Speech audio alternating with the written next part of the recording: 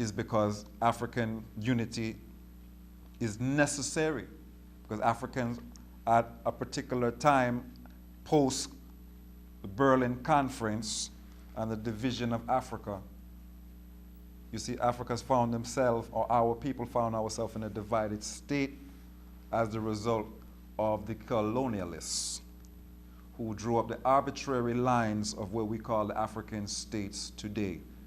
These were not the designs of Africans. Rastafari? To the OAU on Rhodesia. Now why Rhodesia? Rhodesia is a place, do they still call it Rhodesia? Well, at that time, when His Majesty reasoned on Rhodesia, which is dated here July 7, 1966, this part of South Africa was called Rhodesia. And it's Zimbabwe now.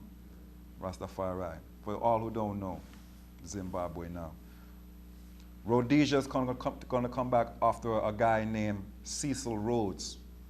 For all who don't know, there was a colonialist, a European guy, a white guy, okay, named Cecil Rhodes. Now, Cecil Rhodes was one of these people who left their country and went to another people's country and started spying out their country, looking for all our natural resources and looking for all the things that they could use and steal. Now, one of their heroes in European history is a man called Cecil Rhodes. From hence you get the name Rhodesia. You even have a piece of land even named after this so-called European Gentile man. You see? Now you even have people up to this day, very day, 2007. What's today? October 10, 11? October 11, 2007. You still have people, even black people, that will brag and boast of themselves of being recipient of Rhodes Scholars, as a Rhodes Scholar. You see? Many people still brag and boast, but who is Rhodes? Cecil Rhodes.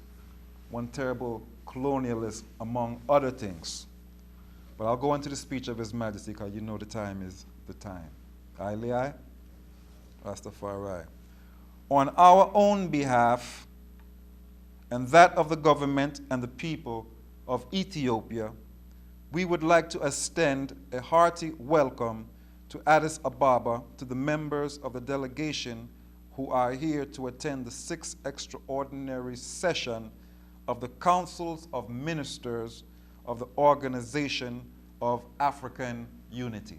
So it's a big meeting, big gathering under the auspices of Africans to deal with African issues without the interference of non-Africans. Rastafari? There is no need for us to tell you that you should feel very much at home in a brotherly country. You see? Brotherly country.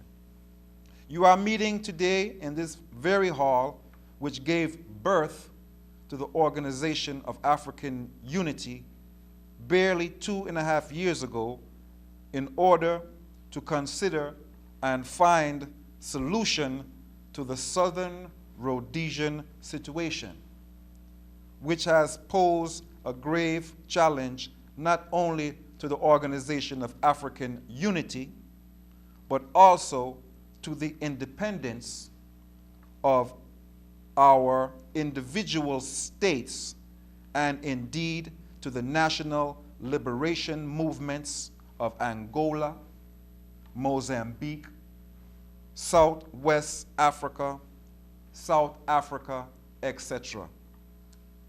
Now a person may say, why would His Majesty, would be involved in liberation movements?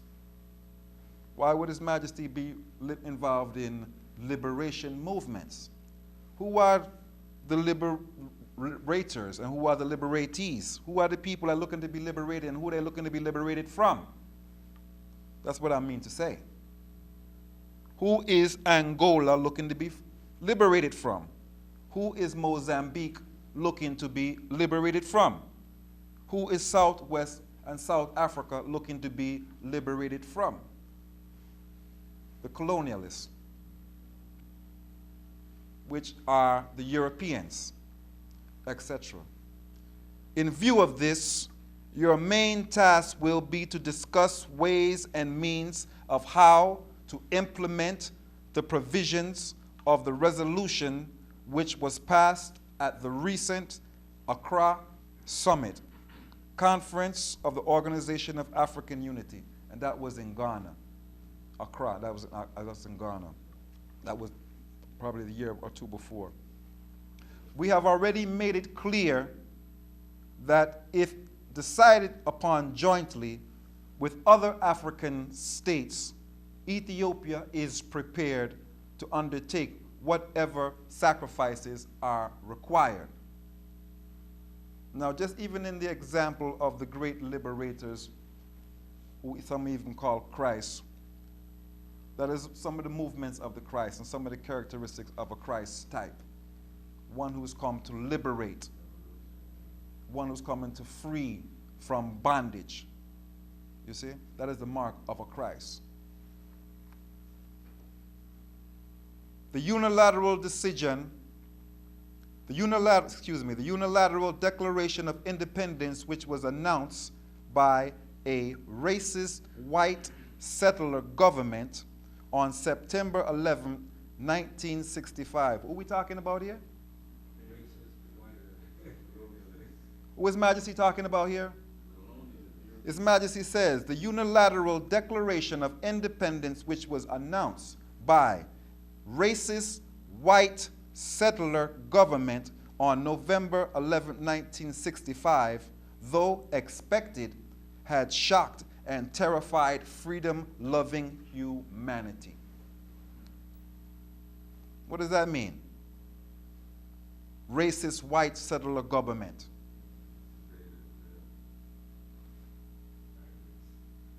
Did His Majesty call him out? Did His Majesty call him out? Racist white settler government. Though expected, because you're expecting it, had shocked and terrified freedom-loving humanity. For all who love freedom within humanity, no, this is an outrage. It's contrary to the natural order of creation. You've overstepped your boundaries and have gone into other people's place. That 4 million Africans should be condemned to servitude by illegal seizure of power by a rebel premier is one of the wickedest aspects of colonialism.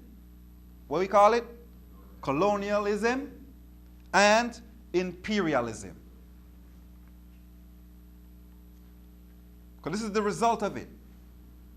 This is the result. As a result, in other words, of this white racist settler government declaring themselves as an independent government on November 11, 1965, as a result, His Majesty says 4 million Africans should be condemned to servitude by illegal seizure of power by a rebel premier is one of the wickedest aspects of colonialism and imperialism. It says one of the wickedest aspects. That means there's other wicked aspects. If there's one of the wickedest aspects. Although the situation in southern Rhodesia has become a matter of serious concern to all peoples,